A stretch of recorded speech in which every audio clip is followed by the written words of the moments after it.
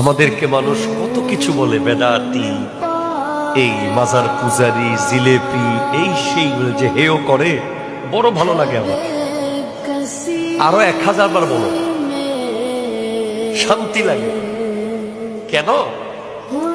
বাবার জন্য তো কিছু শুনি নাই, মায়ের জন্য তো শুনি নাই, নিজের জন্য শুনি নাই, নবীর জন্য শুনেছি। নবীর জন্য যখন শুনেছি, আল্লাহকে বলতে পারবো, আল্লাহ আপনার নবীকে মহব্বত করতাম বলে মানুষ বেদাতি বলতো। কি দিবেন দেন,